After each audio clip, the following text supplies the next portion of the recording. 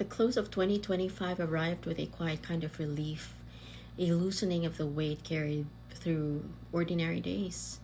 This new year opens as another invitation to care for ourselves more deeply, to learn to heal, to grow, and to live with gratitude. My prayer for this year is simple, that more people allow themselves the grace of choosing themselves even for a little while. Giving will always be a blessing, but we cannot keep offering our time, our space, our energy when our minds, hearts, and souls are running on empty. We must learn to pause, even briefly. A few minutes of stillness, a breath of fresh air, a quiet prayer and thanks for the gift of life. Rest when it's needed, even if only for a handful of hours, because it's in these small pauses that strength finds us again. If you've spent sleepless nights with your mind on high alert, replaying conversations, predicting outcomes, and scanning for mistakes, we're going to learn why that happens today. So join me, Marie Crisostomo, as we unpack how overthinking shows up differently in women.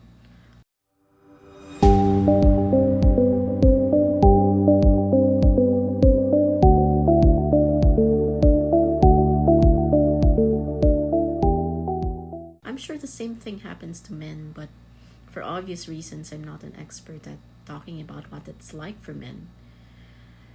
Overthinking happens in both men and women and doesn't come out of nowhere. It's shaped quietly and consistently by the roles we're taught to play and the emotions we're allowed to express.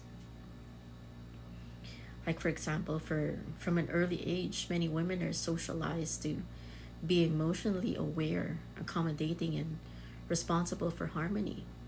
So, overthinking often turns inward. It shows up as self monitoring.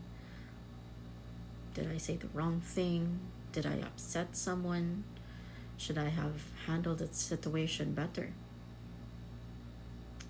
The mind becomes a constant reviewer, scanning for mistakes, not because women are fragile, but because they were taught that being attuned keeps them safe and accepted. Men, on the other hand, are often taught that emotions should be managed privately or not at all. Vulnerability is discouraged while problem solving is rewarded. So, overthinking doesn't always look like rumination. It can show up as relentless fixing, replaying scenarios to find the right solution, or suppressing feelings until they resurface later as stress, irritability, or mental exhaustion. Different expressions, same root cause. In both cases, overthinking is a nervous system response to pressure, social, emotional, and cultural. It's the brain trying to predict, control, and protect in environments where safety feels conditional. The goal is to share how we can learn how to stop labeling these patterns as personal flaws and start seeing them as learned survival strategies, because when we do, something shifts. Compassion replaces shame, understanding replaces blame, and that's where real change begins. Not by forcing the mind to quiet down, but by helping our system beneath it finally feel safe. So, when we talk about overthinking, we're not talking about weakness or personality flaws. We're talking about patterns shaped over time.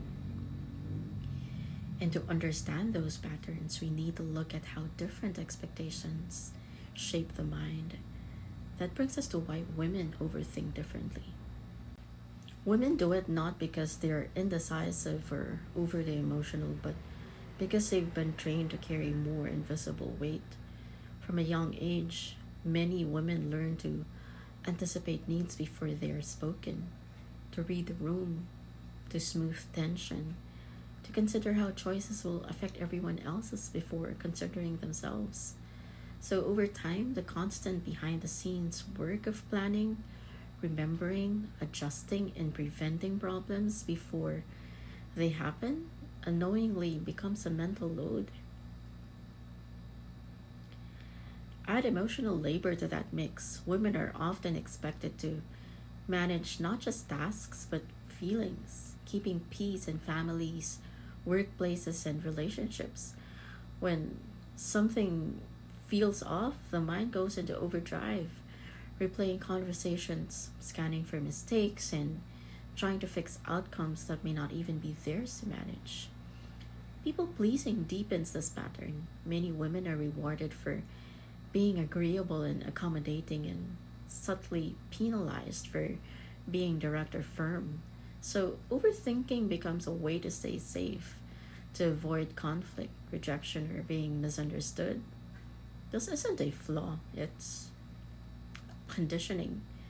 The brain learns that safety comes from foresight, self monitoring, and emotional awareness. But when that vigilance never turns off, overthinking takes over. Understanding this shifts the question from what's wrong with me to what did I learn to survive? And that reframing is the first step towards carrying less, not more. Know that not every persistent thought is overthinking. Sometimes it's information, not anxiety. So the next question becomes, how do you tell the difference? That's where intuition comes in. Overthinking and intuition can feel almost identical at first. Both show up as persistent thoughts, mental replaying, or a sense that something needs attention. The difference lies in why your mind is holding on and how it feels in your body. Overthinking is often repetitive, anxious, and draining. It's the brain running loops, scanning for mistakes, imagining worst case scenarios, or trying to control outcomes that aren't entirely yours. It keeps you stuck, second guessing, and self monitoring without offering clarity. Intuition, on the other hand, tends to show up more quietly, like a gentle nudge or a somatic signal that points you towards the right choice. It doesn't panic, it doesn't replay conversations endlessly, and it often feels more like guidance than pressure. So, for women, this distinction can be especially tricky. From a young age, many are taught to doubt their instincts, to question their gut feelings, and to prioritize others' perceptions over their own inner voice. That doubt can make intuition feel like overthinking or make overthinking feel unavoidable. Learning to notice a difference isn't about silencing your mind, it's about noticing patterns, checking in with your body, and asking, is this thought helping me act wisely or is it keeping me stuck? With practice, you can start to trust your inner voice again, even when the world has trained you not to. So, here's what may also be happening when we keep chasing just right moments that can keep the mind spinning endlessly. Perfectionism and overthinking often go hand in hand. When we hold ourselves to impossibly high standards, every decision, action, or word feels like it could have been better, smarter, more acceptable. That constant self surveillance fuels rumination, replaying conversations, choices, and mistakes long after they've happened. Fear of judgment amplifies it. We worry about how others perceive us at work, in relationships, even online. So the mind keeps scanning, evaluating, and correcting, trying to prevent criticism before it happens. So overthinking becomes a brain's way of feeling in control, but it often leaves us exhausted and stuck. The good news is you can loosen this loop without lowering your standards or abandoning your values. Start by separating effort from outcome. Ask, did I do my best given the circumstances? Instead of, was it perfect? Use reflection, not rumination. Journal. Talk it out or label your thoughts without judgment and give yourself permission to make mistakes. They're not a moral failure, they're data points for growth. Perfection isn't the enemy, it's a signal of care, responsibility, and drive. Overthinking becomes a problem only when it's rigid, repetitive, and fear driven. Learning to soften your inner expectations while staying true to your values is the key to breaking the loop and finding mental relief. Perfectionism keeps the mind spinning, but the real root of overthinking often goes deeper. Our nervous system's sense of safety. That's why emotional safety is key to calming mental spirals. Emotional safety is the antidote. When your system feels safe within yourself and in your relationships, the urge to overthink naturally decreases. Creating that safety isn't about eliminating problems, it's about giving yourself reassurance, boundaries, and permission to be human. Simple practices can help, like naming your feelings. It's like, I'm anxious but I'm not in danger, grounds you in reality. Checking in with your body, your breath, your posture, your sensory awareness signals to your nervous system that you're okay. Setting boundaries with others shows that your needs matter too. So, overthinking often thrives where doubt, judgment, or fear of rejection exists.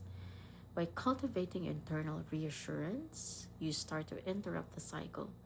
You don't need to rehearse every possible scenario to feel secure.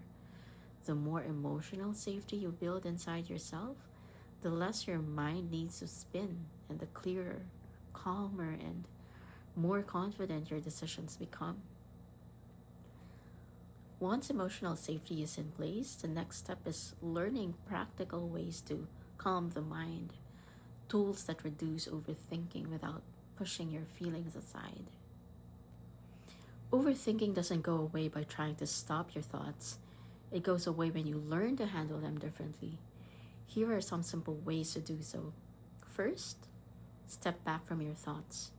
Instead of believing every worry, try saying to yourself, I'm noticing that thought instead of I am my thought. This gives your brain some space and stops the endless spiral. Next, pay attention to your body. Feeling your feet on the floor, take a deep breath, or stretching can tell your brain, I'm safe, which helps quiet your mind naturally. Third, if you find yourself still thinking, ask yourself, is the situation you're thinking about something you can control? Sample questions you can ask yourself are, can I directly influence this right now? Or is there a specific action I can take? Or am I only replaying it mentally? Next question to ask is, does this depend on someone else's thoughts, choices, or emotions? Next question is, if I did nothing, would this still unfold on its own? So, if the answer to all of these questions is no, let it go. Set it aside. Finally, be kind to yourself. Instead of criticizing yourself for worrying, say something like, it's okay to feel anxious. This doesn't define me. This helps you calm down while still acknowledging your feelings. Using these simple steps, you can stop overthinking from taking over and start feeling calmer without pretending your feelings don't exist. So keep in mind that overthinking isn't a flaw. Instead, it's your brain's way of trying to keep you safe. Women and men may do it differently, but both get stuck in the same mental loops. You can make it easier by noticing the difference between rumination and intuition, letting go of perfectionism, feeling safe in your emotions, and using simple tools like stepping back from your thoughts, paying attention to your body, and talking kindly to yourself. Try this today. Pick one thought that keeps coming up.